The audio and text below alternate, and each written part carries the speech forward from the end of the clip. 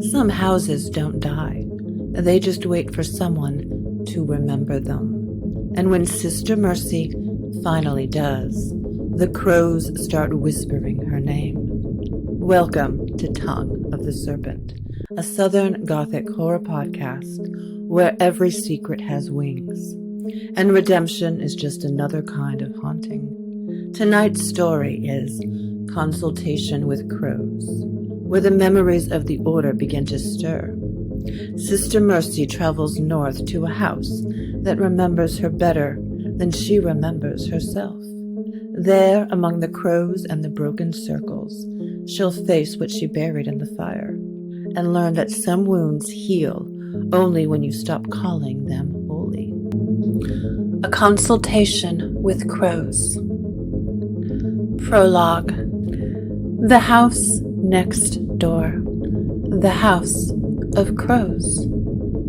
In New Orleans, some houses die louder than others.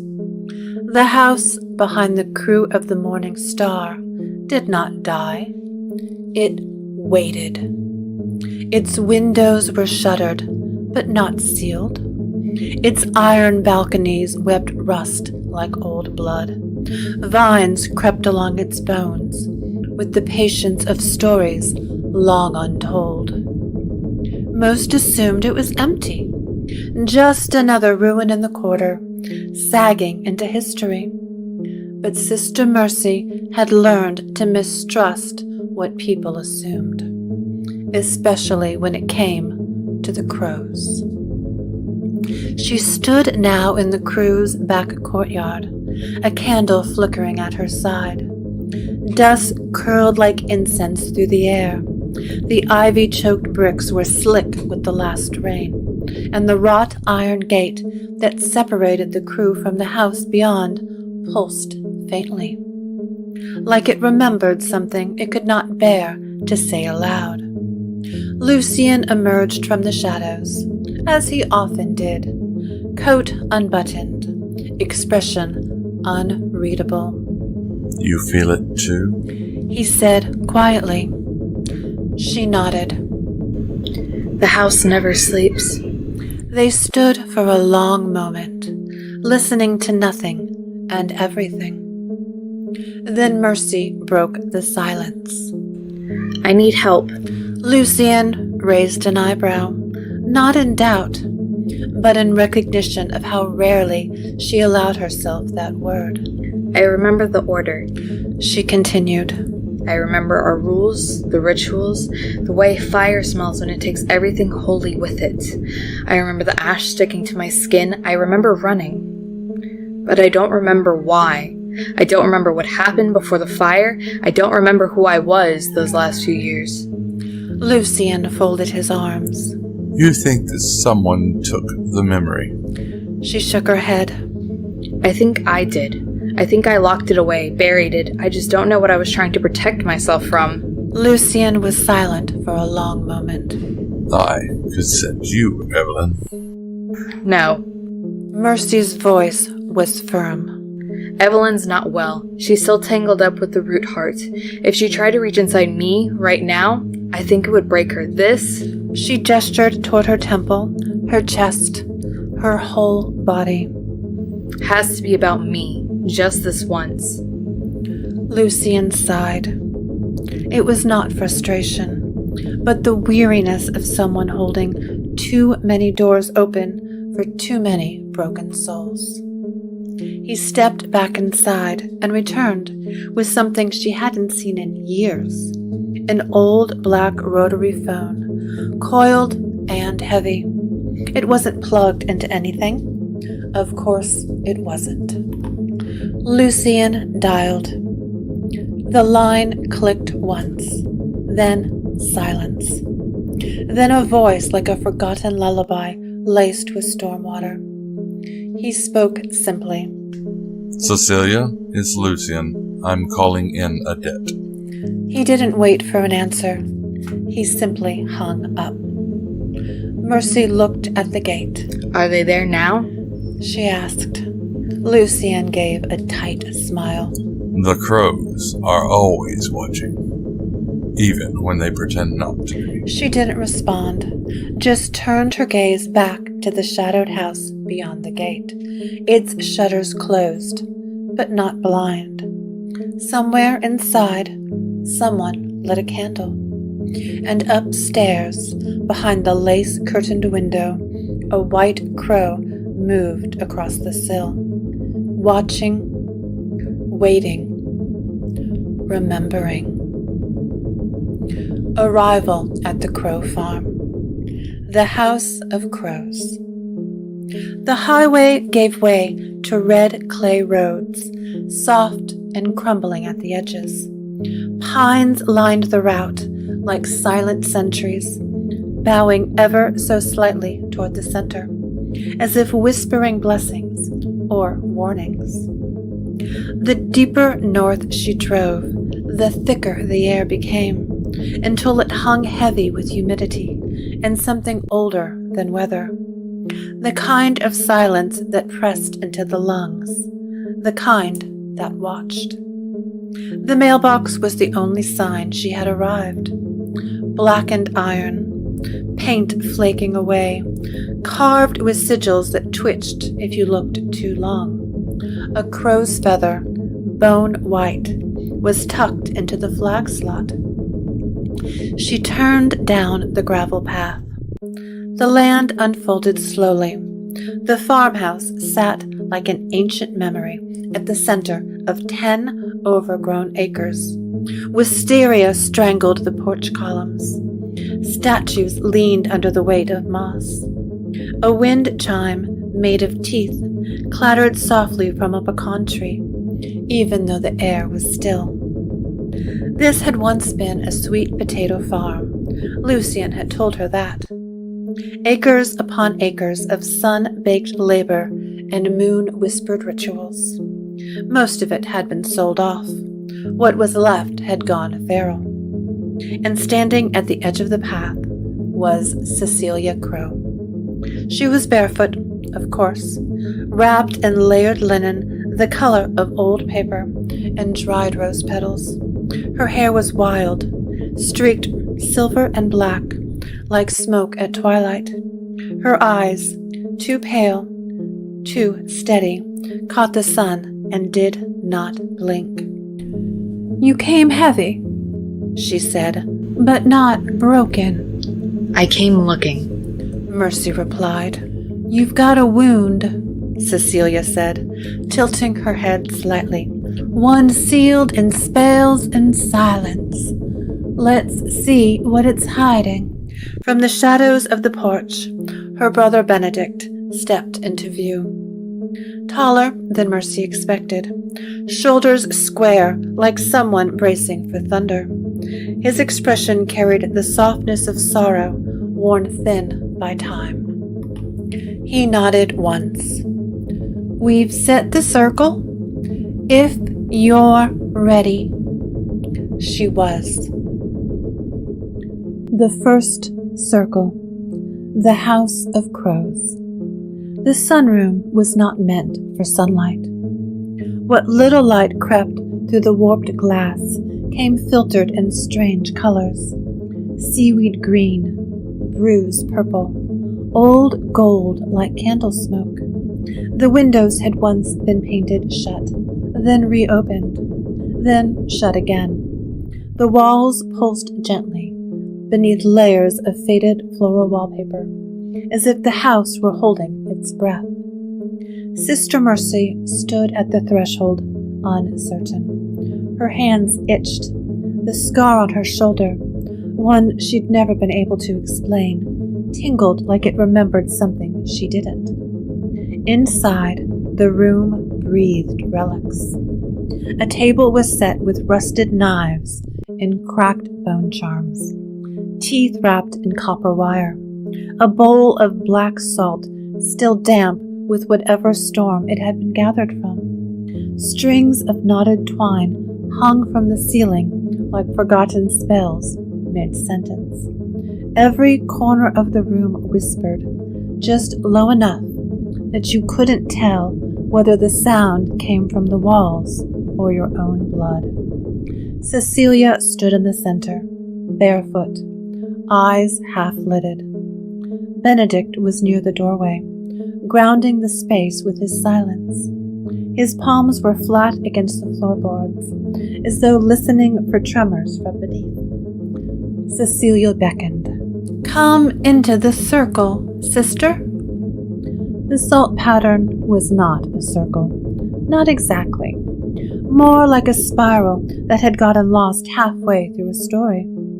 Mercy stepped in. The air shifted. Not colder, just thinner. Like altitude. Cecilia didn't chant. She simply asked, "What song did the fire hum?" Mercy blinked. "When did you last say your own name out loud?" Silence. "What did the ash whisper to you when you tried to sleep?" Mercy opened her mouth. Nothing came out but breath. She tried. The memories recoiled, slippery and sharp-edged, like snakes pulling back into crevices. Her hands began to shake. Something metallic filled her mouth. Her breath hitched, caught in a rhythm not her own. Images surged, blood on a white tile, lavender smoke curling like a broken lullaby. A scream, high and unfamiliar, but she knew it was hers. Cecilia gasped and staggered back, as though struck. "You did this," she said. "You locked yourself from the truth, layered your own mind in spellwork, thick as scar tissue." Mercy sank to her knees. Her lips were blue, her eyes unfocused. Benedict moved instantly, breaking the pattern with a sweep of his hand. The salt scattered. The air sighed. Cecilia knelt beside Mercy and placed a warm palm to her forehead. "No more tonight," she whispered. "Any further, and we lose you." They stayed like that for a while. The room watched. And outside the house, something with wings stirred in the trees. The siblings. The house of crows. The porch sagged under the weight of memory, but it held. So did they. Midnight painted the trees in ink and silver. Somewhere in the distance, the crows muttered, not urgently, not ominously, just present, as they always were.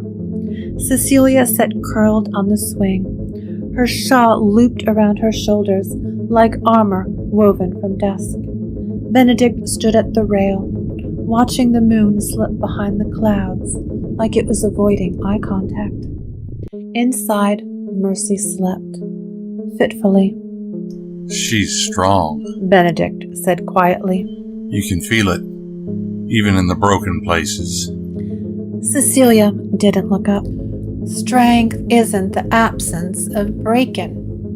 It's how you breathe around the fracture."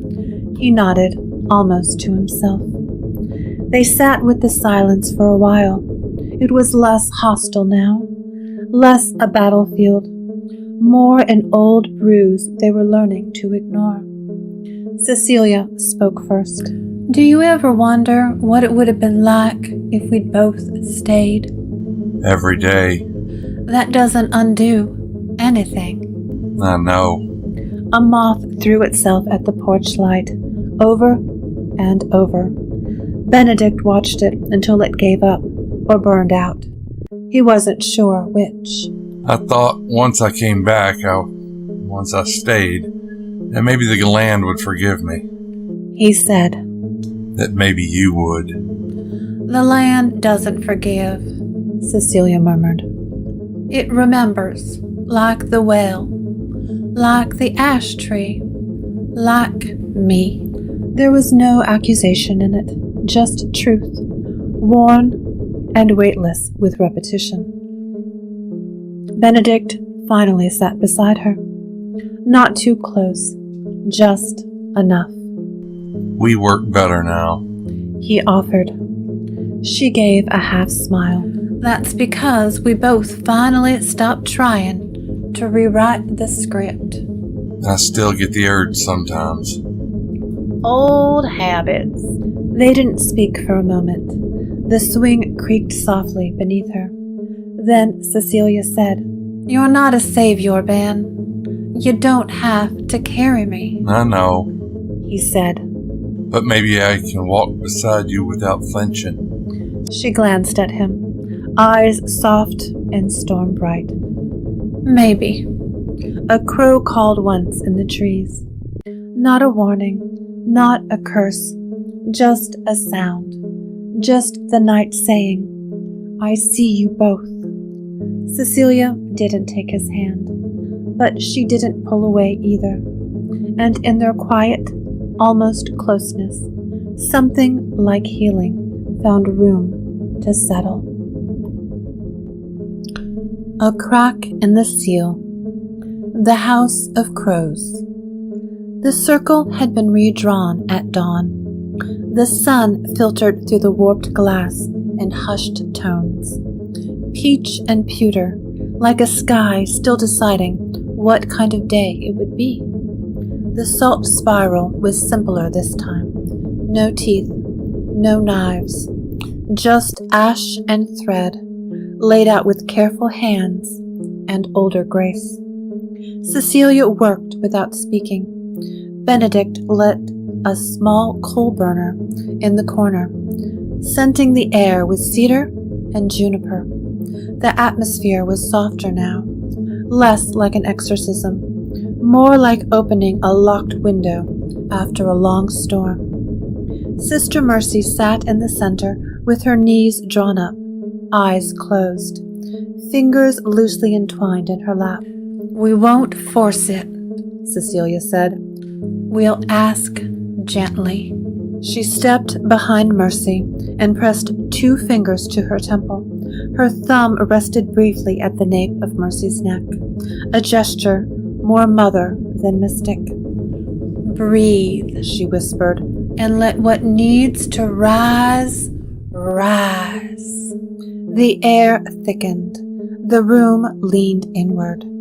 Mercy's chest stilled, then rose, then stilled again, and then heat, pressure, the crack of something deep inside her body giving way, a scream, not out loud, but remembered, as if the bones beneath her skin were echo chambers. She didn't see what happened. She didn't see fire, but she felt the absence of something. Mercy clutched her stomach suddenly, instinctively, as though trying to hold something in or keep something from falling out. Her voice trembled. "I lost something. I don't know what it was, but I remember the grief." A silence followed. Not awkward. Sacred. Cecilia's voice came quiet and kind. "Some truths aren't safe all at once. Let them return like dreams, one at a time." Mercy nodded, eyes still closed. Somewhere above the house, a single crow cried out, and then was still. The return. The road unraveled behind her like a ribbon soaked in dusk. Sister Mercy drove with the windows down, the wind threading through her hair like fingers it remembered. The air smelled of turned earth and honeysuckle, sweet rot and gasoline. A crow flew beside her. It didn't flap or struggle, just coasted the wind line, effortless and parallel. It stayed there for 3 full miles before peeling off toward the tree line, vanishing without ceremony. She hadn't spoken for hours, but now she found herself murmuring something, A word she didn't recognize. Maybe a name. Maybe not. It tasted like ash and honey on her tongue. It made her feel steady. The memory was still sealed. She could feel it behind her ribs, like a door bricked shut. But the mortar had cracked. Something had shifted. But for now, that was enough. Back in New Orleans, the crew stood quiet in its courtyard of candle wax and secrets. Lucien Devereaux waited by the gate. He didn't smile, but he looked relieved in the way statues do, still, but changed. Did they help? He asked. Not all at once, Mercy said. but I feel a door opened. Behind the crew, the Crowe house blinked awake. One candle in the upstairs window burned low and steady, and overhead the crows began to circle. Not warning, not omen, just watching, just waiting, as they always do. The Crowe house sleeps again. The crows have gone quiet, but something in Sister Mercy's chest has shifted. A door half open, a breath half taken. Some memories aren't ready to return all at once, but now at least she's listening. You've been listening to Tongue of the Serpent, written and created by Loveday Funk. Sister Mercy voiced by Miranda Funk. Wilson Revell is the voice of Benedict Crowe and Lucien Devereaux. If this story left a shadow on your heart, share it, so the next soul remembers the way back through the dark.